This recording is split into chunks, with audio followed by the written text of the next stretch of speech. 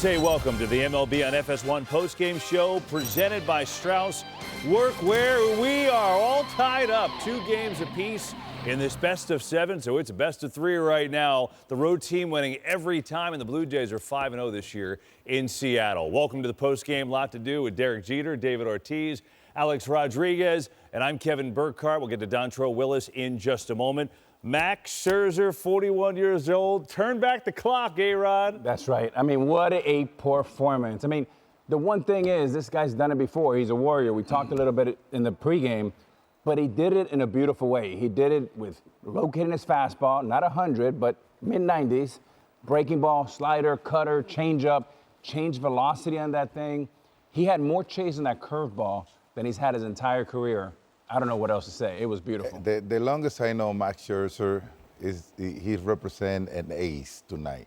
A future Hall of Famer, a guy who basically his body language from the very beginning, since he was sitting in the dugout, knowing this guy and facing this guy for a long time, his body language today, Captain, was something else. It was spectacular what he did tonight based on his body language. And when the manager tried to take him out of the game, wow. Yeah, he wants to be out there. He wants to pitch. He likes these moments. I don't think he really cares about what success he's had in the past or the non-success he's had for years. But he is a guy that you lean on, and you know that the situation is not going to overwhelm him. Right? Maybe his stuff won't be there, but the situation is not going to overwhelm him. But tonight, he had his stuff. He was spotting his fastball. He was throwing harder, as you said. He was keeping him off balance. You couldn't have asked for anything more. You know, it's amazing. It feels like right time to go to the D train and the train station. Dontrelle Willis joining us now. And train, this was masterful by Scherzer. And there's so many things to talk about here. Let's start with the velocity. He was throwing harder tonight than he did all year by a long shot. Well, you know, Mad Max aged backwards like Benjamin Button, and it was truly remarkable to see this performance, and they needed him to age backwards. His velocity was anywhere from 94 to 96 at the top of the zone, which opened up that sequence of that nasty curveball. This is a pitch that is his 4th best pitch, but once he got found at a release point, the sequencing was there all day long. The fastball at the top of the zone was the key pitch all day long as far as getting the hitter quickly, and all of a sudden, changing the eye level down, very important. Also, I love what David Ortiz said. The swagger was there. It was almost like it was Detroit Mad Max. And this is my part. I know him as a teammate. He said, haven't you seen my movies? This is what I do, baby. In the big spots, the fastball command down, and all of a sudden the big swing and miss, and showing that emotion. He understood the assignment. He knew this was a big start for himself, and now they tied the series 2-2.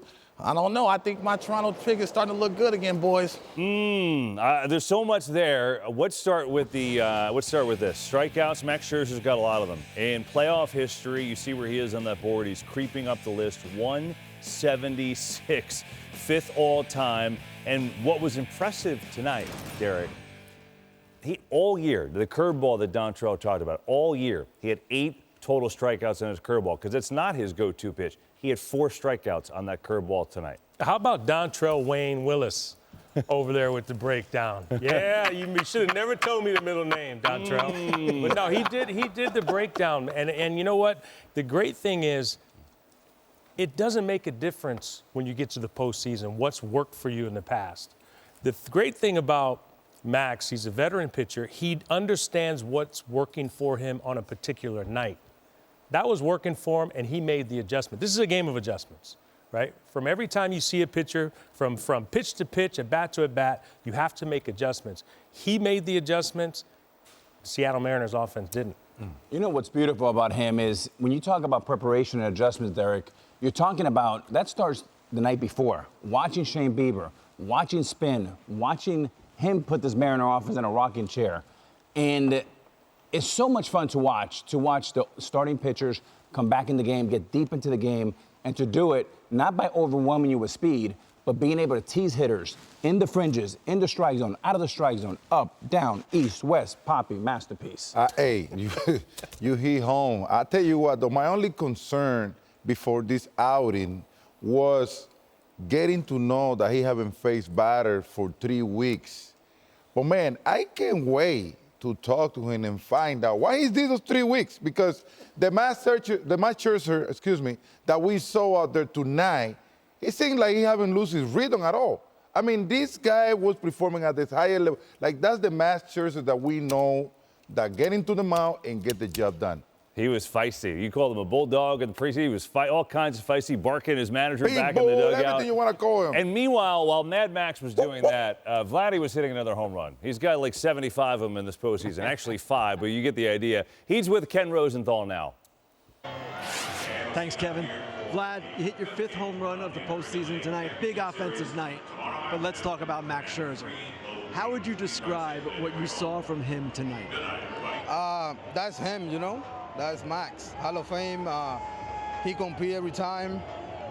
He came and give all the energy, and he gave it all in the field. Now, what happened when Schneider came out to talk to him with 2 outs in the 5th?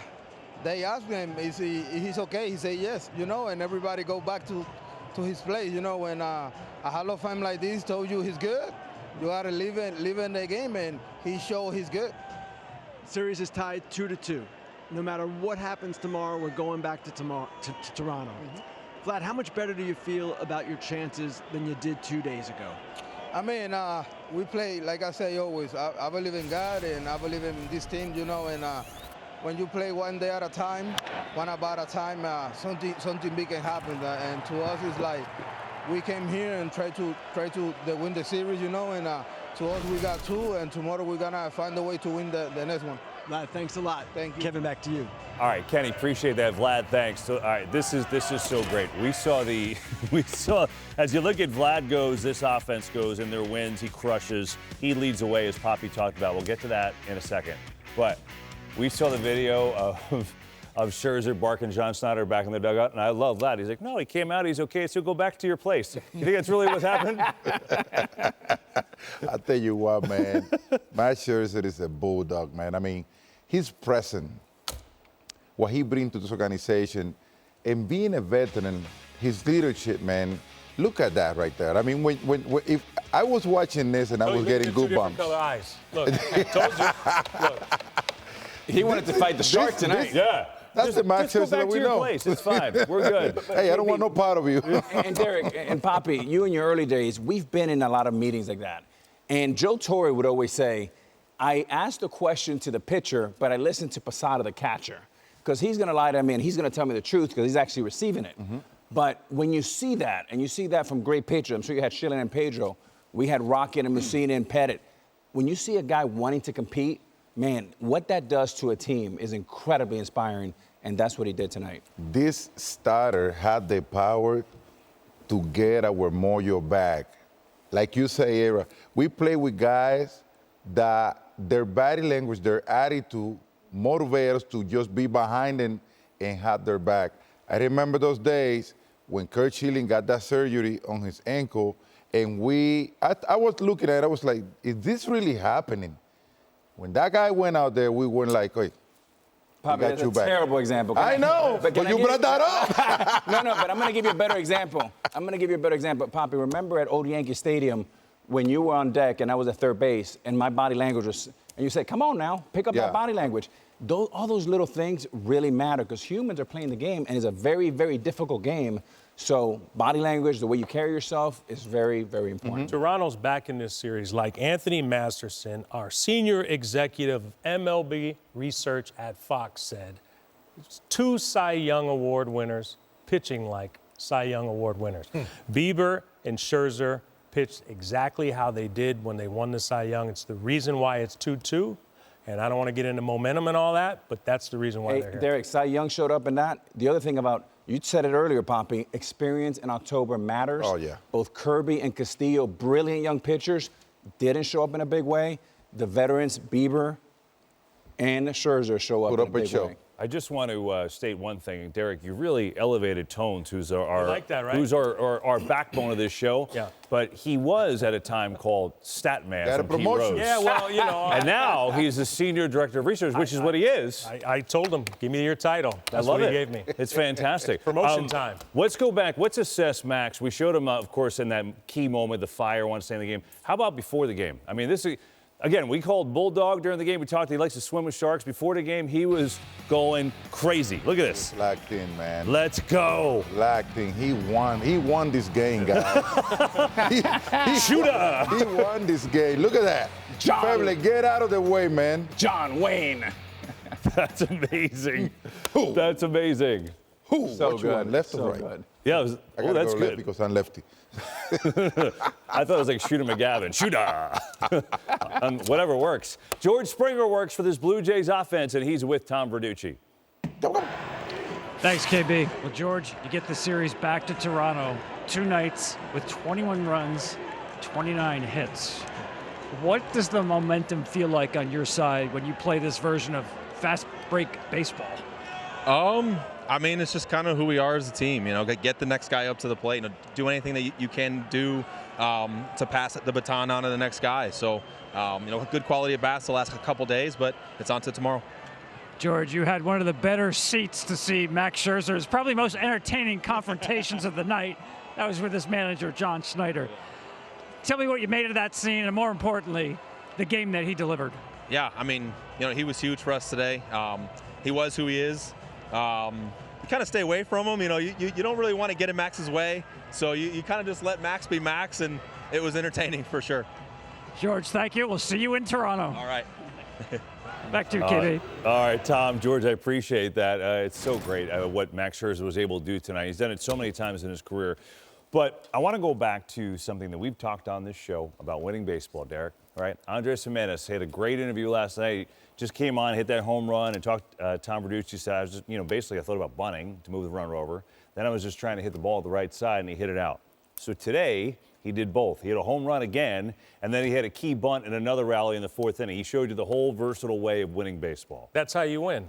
It brings me back to 1998. We're in the World Series. Scott Brocious was the World Series most valuable player. He hit 2 big home runs. But in the clinching game, Mr. T asked him to lay down a bunt and move a runner over. That's how you win. It doesn't make a difference what you've done. You do what the situation calls for, and that's what he did. And I'm pretty sure it was almost the same situation he hit the home run again. It was. Trying to move a guy over, you get rewarded for trying to do the right thing. You know, when you think about the team, it's so much easier to get over the hump. You know, Kevin, for so many years, I tried to do it all myself, be hero, long ball, home run. I was an absolute joke. And finally in 09, I gave in. And I said, you know what? It's about we, not about I. And the game became so much easier. It flows better. But the other part, fellas, that it does, when John Schneider, the manager of the Blue Jays, calls twice for a bunt, what it signals to the other 8 players is you have to value 90 feet. And what it tells you is all you need is to think small and big things happen. Jimenez twice, a bunt, beautiful. I can agree no more than what I have. You say the right thing. You get rewarded for doing the right thing. This kid right here, quietly, he's having a great postseason. But if you look at his swing and the things that he's trying to do, he don't try to overdo things. He don't go for those big things. They just happen because he quiet his swing, he short his swing, and then he just go through the motion. Watch this swing right here. Do you tell me that he was trying? Watch this. Do you think he was trying to hit a home run? No. He was trying to put the ball in play, and this is the reward that happens when you try to just stay compact, short to the ball, and not try to overdo things. That's the problem that a lot of players have during this playoff. They try to overdo things, and it just get harder, Kevin. And you know, the thing is, that's the approach of their whole team. The whole team has the same approach. No matter how good Vladdy's playing in this postseason and all the home runs he's hitting, he's not a home run hitter. He's a great hitter who hits a lot of home runs. He's not up there swinging, like it's 3-0 every time he's at the plate. Go ahead, Darren. I'm sorry. No, he puts the ball in play, and as a result of that, he's strong, right? He's powerful. He has a great swing. He's going to hit home runs. But he's not sitting there trying to hit home runs. He's trying to put a good swing on the It's a ball. beautiful thing that, the rest of baseball is getting to see. This style of baseball is not old. It's the right way to play and is winning baseball. And going back to our Mr. Statman, Anthony just gave me a great stat about Vlad, to your point, Cap, about how balanced they are. 15 hits for Vlad. 5 to left, 5 to right, 5 to center. 5 home runs, 2 to left, 2 to center, 1 to right. Wow. I mean, that's what you call That a is hitter. fuego. That's really, really good. And on the closer on Jimenez, Blue Jays had the most sack bunts of anybody in the American League. So moving the runner, winning And baseball, contact. there you go. It's all working. They're back in this series in a big way as it's all tied at 2. Brand new series now. How was Max Scherzer tonight? Pretty great. Look at this. 5 2/3 innings for him, just 3 hits. Struck out 5. That curveball was magnificent. And most importantly, the Blue Jays get a win. We're all tied at 2. Welcome back to the postgame show, and why don't we go talk to the man of the hour right now? It is Max Scherzer as we shoot over to Seattle. And Max, great to see you. It's Kevin Burkhardt and the Fox guys. And, you know, listen, we've worked next to you. We've talked to you after World Championships, after so many of these postseason starts. Emotionally, where did tonight rank compared to all these other great big games that you've pitched in the playoffs? It's up there with all of them. You know, when you go out there and compete, you're competing at your fullest. These are must-win situations. You lay it all on the line. You're going against some of the best hitters in the world, and it's kind of just you versus them. And you just want to go out there and compete against them and go out there and get a win. Hey, Max, Alex Rodriguez here. Congrats on the big, big game. That was fun to watch. That was an absolute masterclass tonight. Did you have a plan coming into the game to use your curveball as much as you did? Kevin Burkhardt here had a great stat that you had 4 strikeouts on your curveball and you had 8 all year. Or was that a feel thing in game? It was a feel thing. Knew coming in today, you know, I hadn't pitched in a while. Knew I was going to be kind of rusty. You know, there in the first I have 2 walks, but was able to make a big pitch against Polanco to get a double play. And I felt like that kind of helped settle me into the game, like get me into the rhythm of the game. And then our offense, you know, got a bunch of runs. You know, we were able to get a big lead on them, and it allowed me to get a little bit more aggressive. You know, I felt like my fastball command wasn't quite as great. You know, I'd like to be a little bit better at that, but was able to make big pitches when I needed to. And when you talk about that curveball, I just had a good feel for it tonight. You know, just was able to really step on it and rip it, and got, like you said, some big strikeouts and some big situations on it. Hey, Max, Big Papi right here. Congratulations, man. I can go so many ways asking you questions. I call baseball an everyday sport. And my concern before you outing today was that you haven't pitched in a while. But watching your body language before the game today, I went like, oh. What was your preparation like, not having been pitching that long and have the unbelievable performance tonight?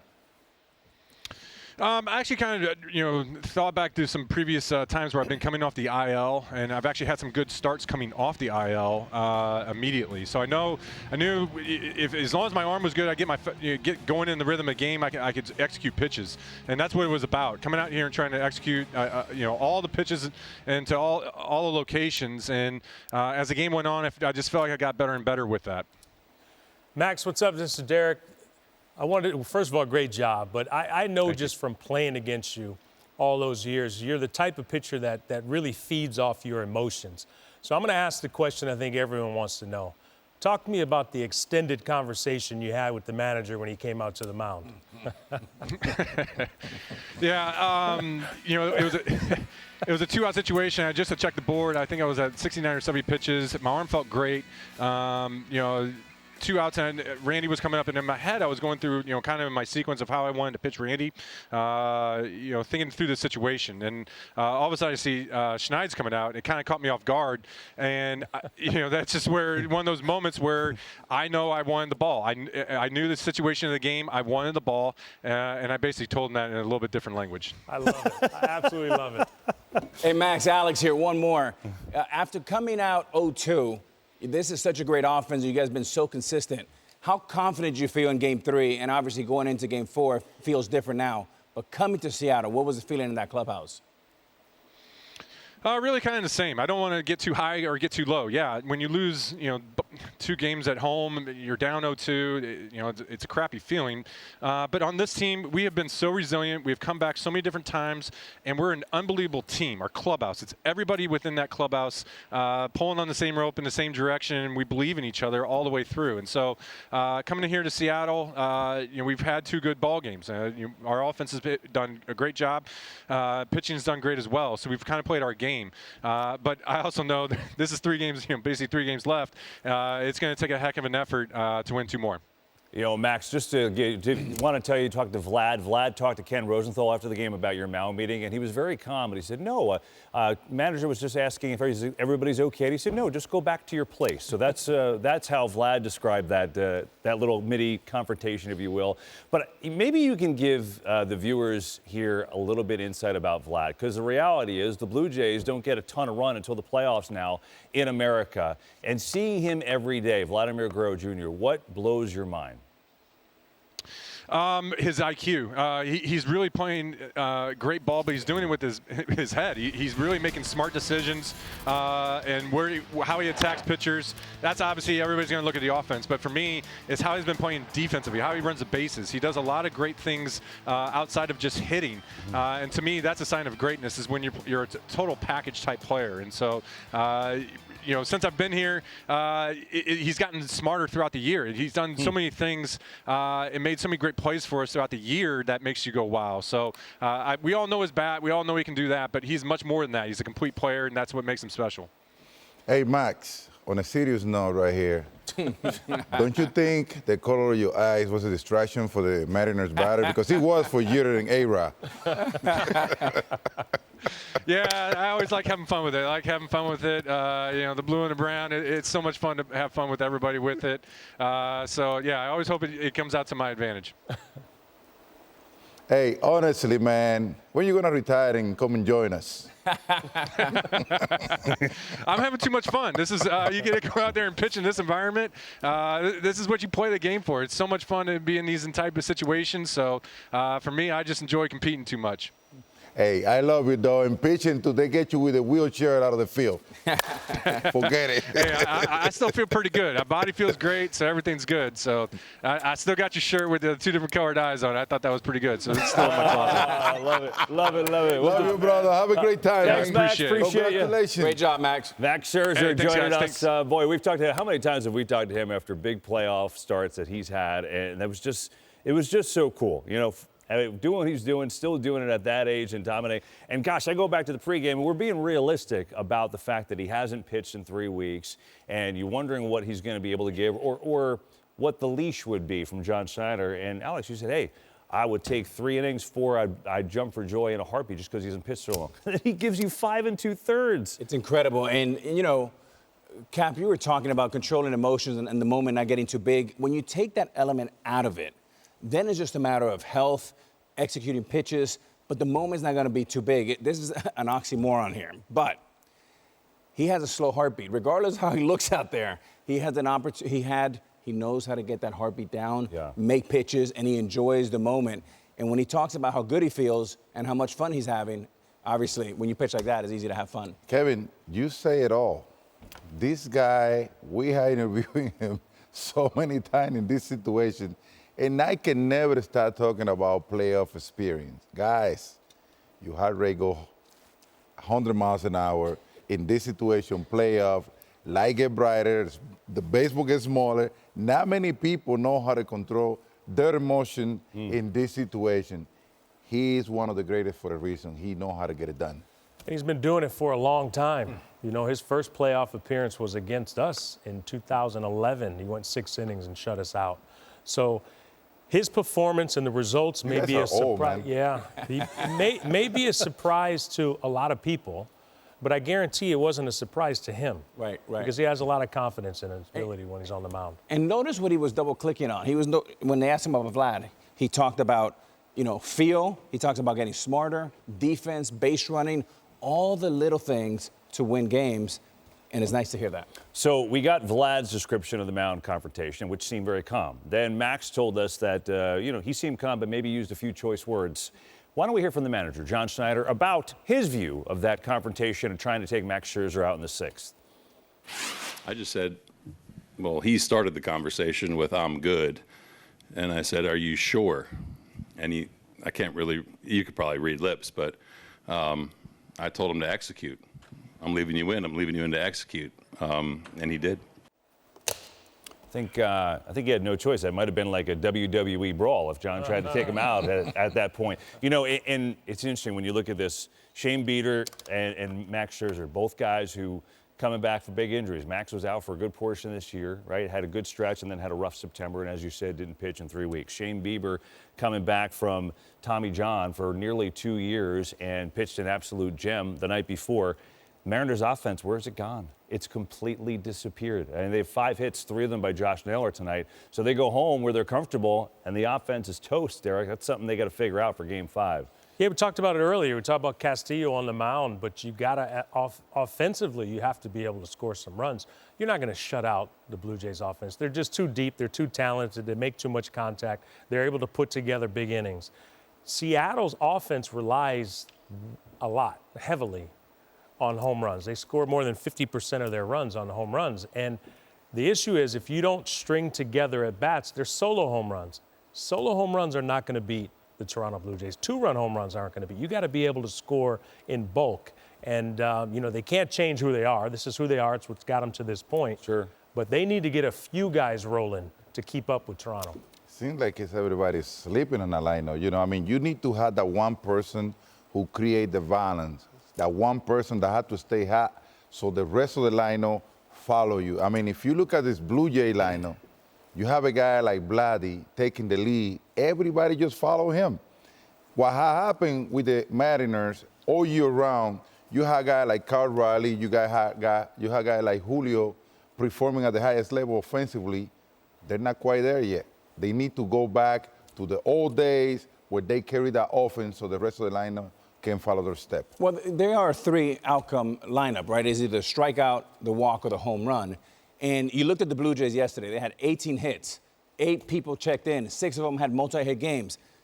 The Mariners are not built for that. They're not going to have 18 games. They're probably going to have more like 18 strikeouts. So what do they have to do? They have to think small. They have to pass the baton. They have to choke up and make sure. And when you look at the contrast of both teams, the home run, the ball, the double, 2 beautiful bunts, and you have to respect 90 feet. But you have to take one pitch at a time and 1 base at a time. But I had a question for the two of you. Randy Rosarena, who haven't had a really good playoff as a leadoff hitter, what y'all think about? Well, like I said, first of all, Seattle Mariners have an unbelievable season. Mm-hmm. They're in the ALCS. Let's not take that away from them. And then they won the first 2 games in Toronto, too. It's just sitting 2-2. But this is who they are, right? This is the team. You're not going to change the lineups now. Rosarena, he's been big time in the postseason. So maybe he's a guy that just get a hit there and then he just starts rolling. So they just need to get hot. I always used to say it during my career.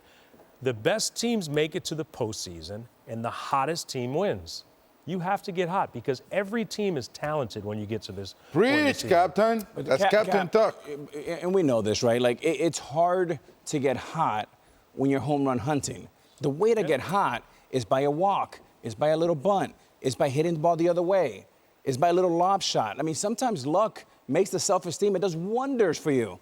But if you're just swinging for the downs and downs and downs, guess what? That comes with a lot of empty calories. Yeah, 7 different Blue Jays had hits tonight, and Vladimir Guerrero Jr. is on his way to having an absolutely historic postseason.